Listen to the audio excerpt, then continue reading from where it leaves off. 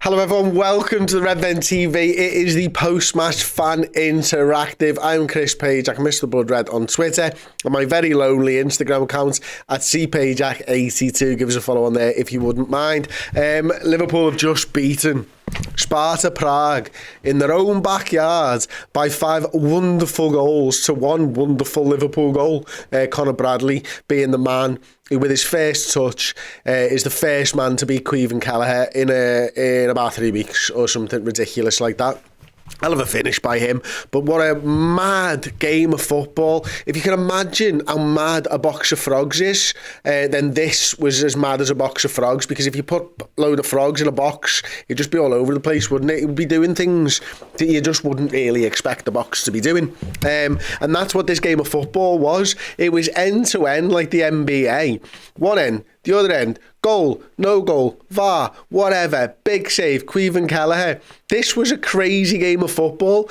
They missed, I think it was 5 big chances or something ridiculous like that. I know 4 big chances they missed. We had 5 big chances, missed 4 of them. Yeah, there could have been 8 other goals just scored from big chances in this 5-1 game of footy. It could have quite conceivably been 9-5. That's what type of a game of football we've just witnessed for Liverpool Football Club, who never do anything easily. What a mad game of football. It was the toughest 5-1 win you're ever going to see in your life. And it was a game that, we just kept on conceding chance after chance after chance. And it was all down their right-hand side, all down our left-hand side. And it was wild, and it was decided in some big moments by some big players. First of all, Alexis Mac Allister, coming from downtown to keep up with the NBA references, winning himself a penalty like he's Bullet Bill, you know what I mean, just nip it in there, then slotting the penalty with a consummate ease. Then Darwin Nunez hits fucking a worldie, which only is a worldie because it goes in the centre of the goal, but it's a worldie because of the way that the shot just went. The keeper was completely flummoxed. He had absolutely no idea how the ball ended up in the middle of the goal. His second one might be even better with a hell of a volley. I've lost track of who scored the 4th. I think it was Diaz from Harvey Elliott, wasn't it? And then finally Salah scored. That one's then chalked off for offside. Not sure why. Didn't show us the lines. What's that about? And then the 5th goal in the dying embers of the game. Dominik Szoboszlai makes a run through the middle of the park. Little bit of a scruffy finish, you'd think, with the goalkeeper should have done better. But it's 5-1. And it's got to be tied dead at this point.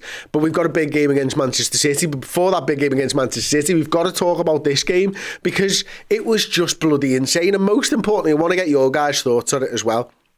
But 63% possession away from home in Europe in the last 16 of the Europa League. 2.51 XG to 0.86, as you can see on my laptop right here. 20 shots for Liverpool, 11 for them. Far too many for my liking, far too many for Chloe's liking. We had 11 shots on target. They had 7. 5 big chances for us, 4 missed. It was just a wild one, wasn't it? In every way, shape or form. And there were some big performances. Thought Endo, I thought Mac Allister in the middle of the park were absolutely brilliant. Oh, Elliott again worked his little cotton socks off. Thought Robbo didn't have a particularly good game.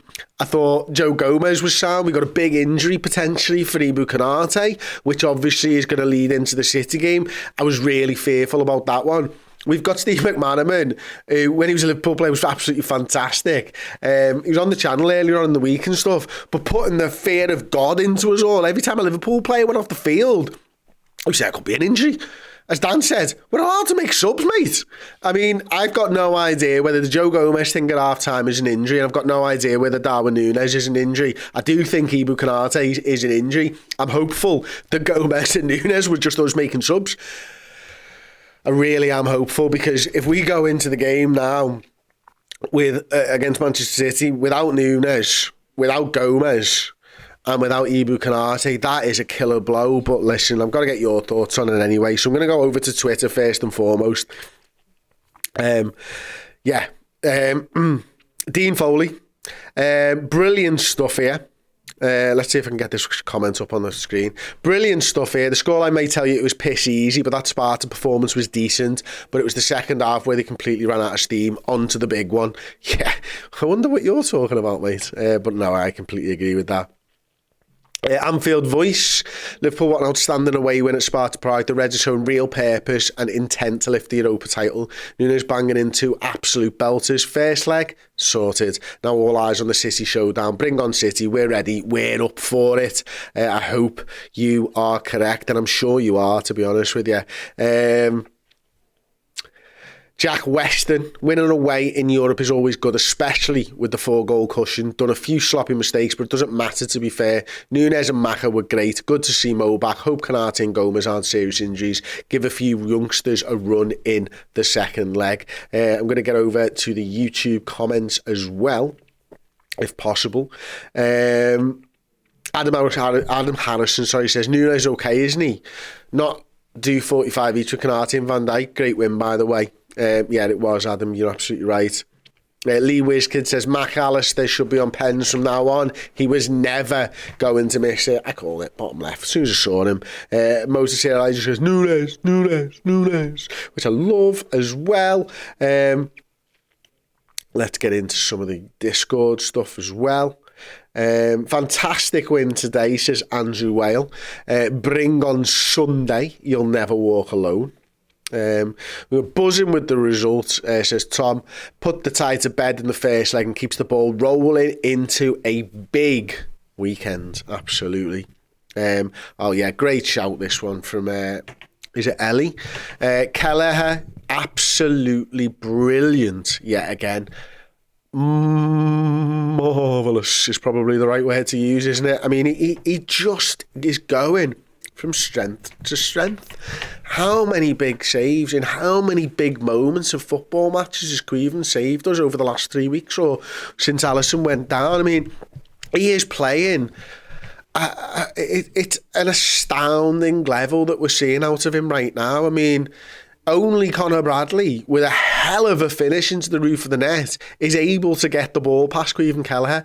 He must be so annoyed, Kelleher, that he's conceded in that, because every shot that the opposition made, he dealt with, whether it's one-on-ones, whether it's shot stopping, whether it's coming and claiming crosses, whether it's distribution. You cannot argue with anything that Kelleher is putting on the table for us to look at right now. We are seeing a lad, 25 years old, getting a run of games, producing on the biggest stages that he can produce at for Liverpool Football Club at the moment.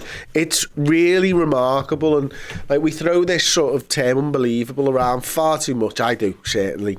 It's unbelievable. I've seen a lot of this stuff before. I don't think I've ever seen a number 2 step in to a role like this and be this good. So in that regard, I think I'm genuinely entitled to say it's unbelievable this time. I really, really am. Stevie Bell, apologies, says believe. I think he must be talking about the quad there. Adam Harrison, no, we've done that one. Maka and Endo, said Sydney, is a must in the midfield. Those two, you're absolutely right, Sydney. Those two have a really great understanding, and it's something that I think I said maybe on the podcast last week or earlier on the week, or to anyone who will listen to me, to ask me, mum, whatever. I really think Mac Allister's a better 8 for playing 6 for us, and I really feel now like Endo's superb. Obviously, he's so far above what I thought he was going to be for us. I knew he was going to be fine as a destroyer. What I didn't know is what he's going to be able to do on the ball.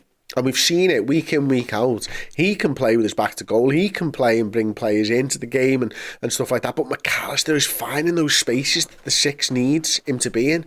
It's like he's just looking around going, you know what, when I played the 6, this is what I struggle with. I wish there was someone there, and he's gone. Like, we've seen it when Gravenberch and Gakpo maybe play it, and they just play a little bit too advanced, and the 6 can't get the ball to them. Well, Mac Allister's being that sort of bridge between the DM and the 8 who's running on. In the sort of 10 position, and it's those little bounce passes that you see, almost like you ladder your way through the field, and Endo, Mac Allister, boom, boom, boom, boom, going further forwards, and Mac Allister's integral, and he's feeling like he feels a part of this side right now, doesn't he? You see it time and time again. Him making the difference, him winning the ball back, Endo winning the ball back, right, turn, where are we going to go, how are we going to press these, how are they going to struggle to get out, we're going to find our man. The balls have been delicious. Oh, hello. That's what she says. But the goal, the ball over the top for Nunez, class, gets himself a penalty, goal and assist. Harvey Elliott's a couple of assists. The midfield worked really well. I thought Jürgen did everything he needed to do.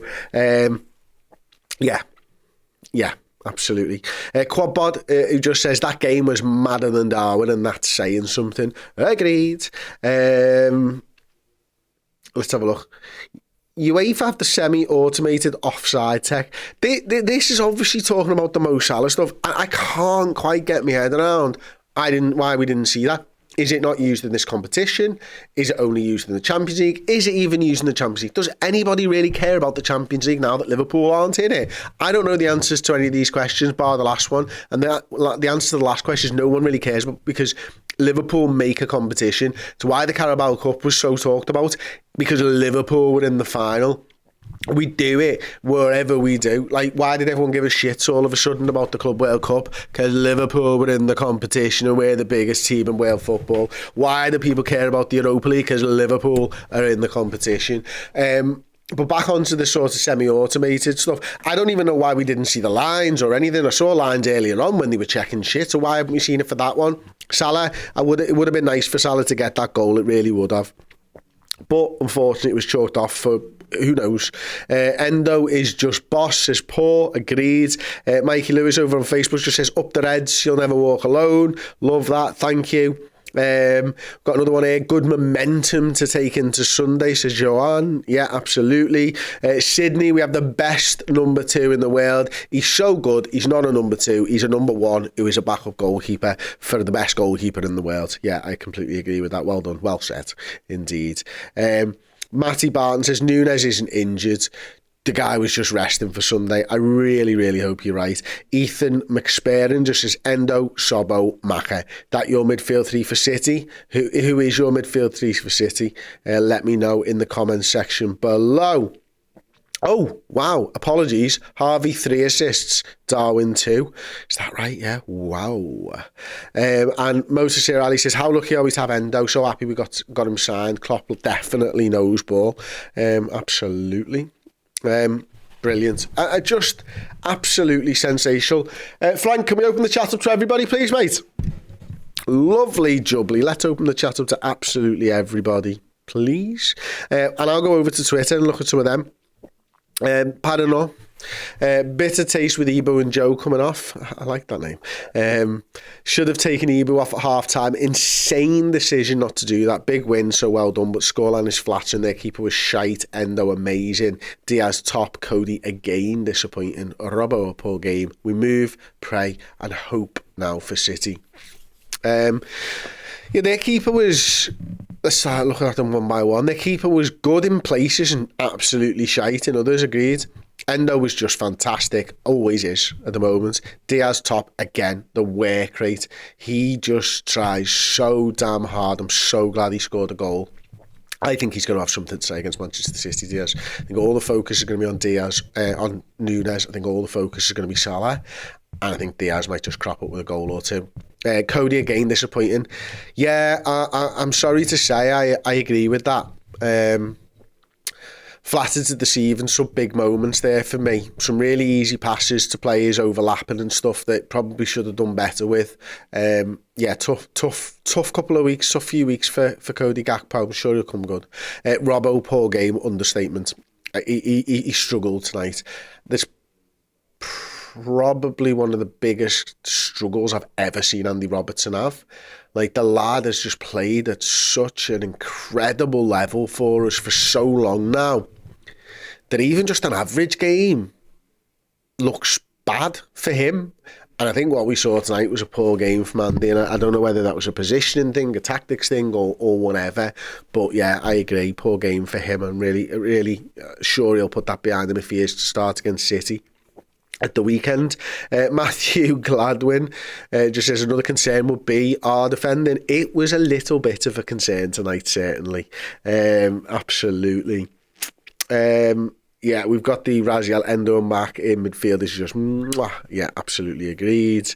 Liverpool Red just says, quite simply, Darwin, That's the tweet. Darwin Nunez, man. I mean, he has that chance. I think it's in, was it like the first minute and a half, first 90 seconds of the game, and he's rounding the keeper and he plays it left-footed, and it's a shocking shot, to be fair. And then the 2 goals he scores. Bloody hell. What have we got here?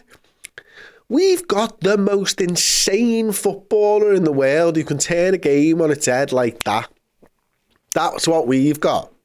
And we've got a player in the richest vein of form at the moment. I mean, what is it now? It's something ridiculous, like 16 goals and 15 assists or something mad like that. I can't even remember. Apologies.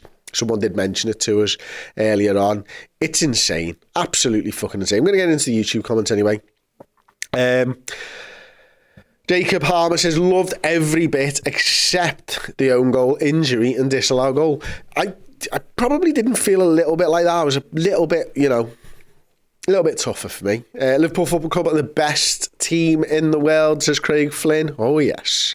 Diaz scoring was boss, said Lee. Defo deserved it. Bama Lam thought Gakpo was better today. I'll be interested. Obviously, I'll go and do the player rankings show in a bit. I can't imagine there will be a lot of people that share that, but I might be wrong. Meraki certainly doesn't. Cody's not good enough for our shirt, sorry to say. Disagree with that, but I think that's a bit harsh. I think this is probably more like the truth. Cody low in confidence, YNWA. 44C just says, hope Gomez and Ibu are sound. Sobo, so glad he's back, says John Jones. Not the John Jones, because there's a H in that one. Although judging by his picture, he could beat me up anyway. Doesn't need to be the UFC champion of the world. Heavyweight champion of the world to give him his full title. Lewis, give Mo look happy to be back. Bradley Palmer said, did mate make it? Yes, and he's got a belter of a vlog coming out for you. I am sure of that. If he stayed awake for the game. Liverpool, I think it would be pretty impossible to fall asleep in that end, wouldn't it? That's sure. Nigel says he's impossible to play against this Darwin. Yeah, that's absolutely right. And Adam Daly, nice to see some support for Harvey Elliott. I cannot stop raving about him. The amount of minutes he's done recently and keeps performing. What a player. Crucial again tonight. Definitely with a shout for player of the year for us. Adam, I love that as a shout. I wouldn't have had him anywhere near my player of the year rankings. I really wouldn't. But I love that someone does. Because you are absolutely spot on. What he has done over the last 6 weeks for us in this incredibly unlucky Liverpool with injuries, it is nothing short of remarkable. And he's gone again. 90, 120, 90. 90. And it's just, and even in the games where he's not playing well, and this is a lad who was coming off the bench and doing bits. This is a lad who was playing from the start, and yet even the games where he's not playing well, 60, 70, 80, does his head drop? No, 90, gets his fucking assist or whatever, just continues to get better and better and better. And it might be as the other lads get tired, Harvey gets faster, who knows? But what a lad, and irrepressible need to perform for Liverpool Football Club because he is a fan. I love it. I love, as everybody knows, I get told all the time too much, I love Scousers. It's not just Scousers in the side, it's Liverpool fans, and Harvey Elliott is a Liverpool fan, and I feel the same way about Harvey Elliott playing in a Liverpool shirt as I do about Trent Alexander-Arnold and Kurt Jones playing in a Liverpool shirt, because you can see it every time they take to the field. That badge is what's important, not that name on the back of their shirt, and that is why I love Liverpool fans playing for Liverpool Football Club, and that is why I love Harvey Elliott. Nicholas Alexander, just to finish off on that, Harvey Elliott and Aries, and that's how we roll. Okay, cool, excellent. Oh my word, I can't get this one up on the screen, but just that a WhatsApp from Mr. Stephen Hall, who says Konate was a precaution according to Klopp. Breaking news, Konate was a precaution according to Klopp. Oh, thank God for that. Oh, thank God for that. Oh, thank God for that. Yes. Yes. Just simply yes. Precaution, excellent.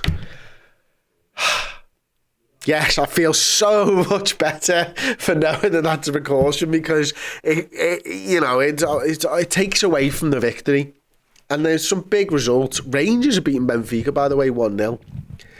But like Roma beating Brighton 4-0, us beating Sparta Prague 5-1, Karabag Leverkusen come from 2-0 down to draw 2-0, keep that unbeaten run alive, incredible stuff. But this tie, it should be dead. It is dead. I'm not concerned about that. I'm concerned about City, and not having Konate and not having a Joe Gomez, missed that, who's precaution, Omar J. Konate apparently was taken off because to be precautionary more than anything. So that is what Jurgen Klopp has just said. So yeah, hopefully he should be okay for Sunday. Jack Jones just said Konate not injured is icing on the cake.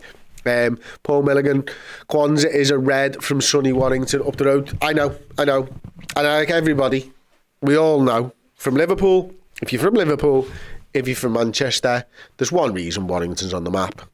It's the IKEA. Sorry, just saying. I know nothing about Warrington other than there's a fucking big IKEA there and a Hobbycraft, which I found out since I've had kids. Regardless, let's move on. Brighton got mangled, said Lee. Agreed. Yes, I'm going to be doing player rankings next. Thank you so much for joining me. It's been an absolute pleasure, as it always is. So yeah, give us 5-10 minutes, turn it around. Be over on player rankings, coming out me decide where they should go. Boss, sounds, you're mashing. If you want more content, Chloe and Dan are in there right now. Use the code Nunez. Sign up as a captain, monthly subscriber. You get your first month for 99p. We do so much in-depth analysis on the redmenplus.com. You will not be disappointed. If you've been thinking about giving it a try, you're feeling happy, you're feeling a little bit flush, spend 99p on us. Thanks very much. Ta. Thank you so very, very much for checking out the video. If you enjoyed it, drop a like. The season is now well underway. If you need extra Redmen content, be it podcast, videos, documentaries, interviews, and general shows, fill your boots on redmenplus.com today.